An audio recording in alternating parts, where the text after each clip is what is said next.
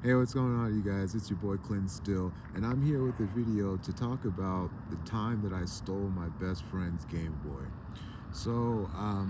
At the moment, I'm going through a lot of betrayal in my life, and so I actually have a video called Forgiving Betrayal Through Christ, where I kind of, talk about this topic a little bit, more. But through my life's journey, I've kind of, and me even betraying people, like in this story, um, I've grown and matured spiritually to understand the concept of betrayal and the trauma it causes and the pain it can cause, the person that is, unfortunately the target of your betrayal, if you will.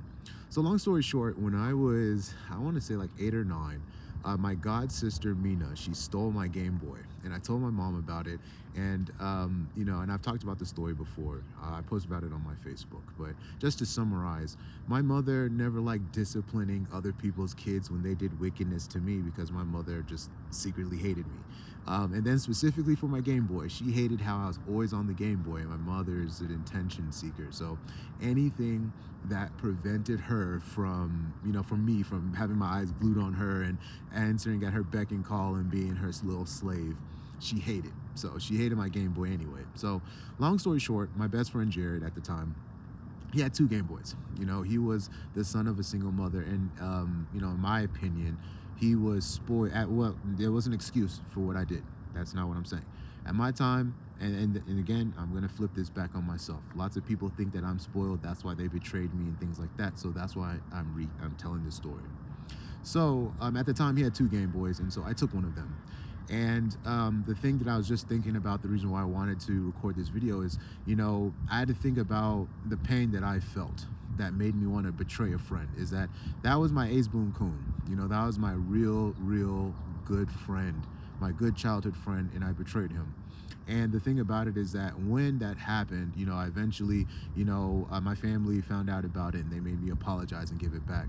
And so I'll never forget that, somebody who was my friend, who would invite me into his house, who would feed me, who would give me the shirt off his back. Now, when I would wave at him when walking by, he would look at me. He's like, "Why are you even acknowledging me? I don't fuck with you."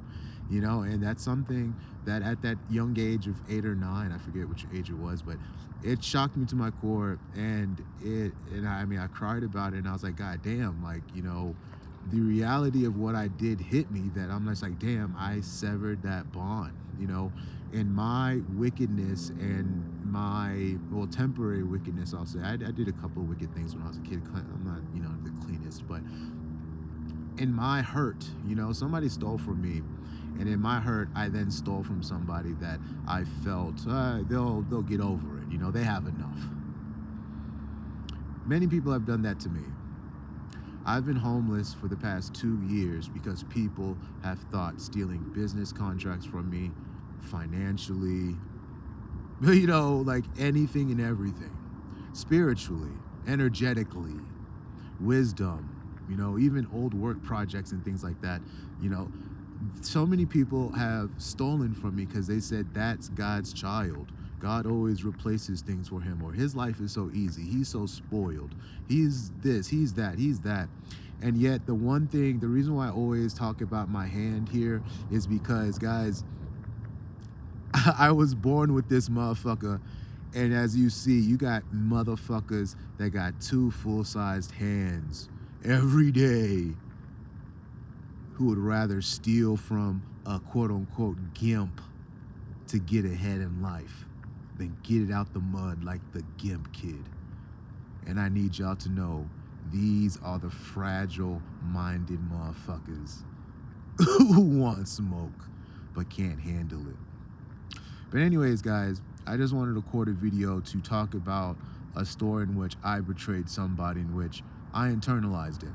I didn't go around telling people. I never lied to anybody about why him and I stopped being friends.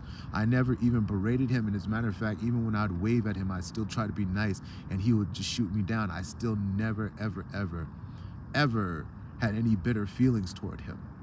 God knows my heart. I never had anything negative to say towards him, because that was my behavior that caused that. And that's what accountability is. That is what true repentance is when you accept the consequences for what you have done. And as somebody who has done I mean, I've done some things, but that's an example that I share. So I've shown that when it comes to repentance, I can lead the way. And you have people who don't want to be accountable for a single wicked thing they've done, who wish to tell me who I am and how to live my life. And I will never allow one of Satan's kids to lead me, because I am led by the Most High God. All right, guys, y'all take care. I'll talk to y'all later. Peace.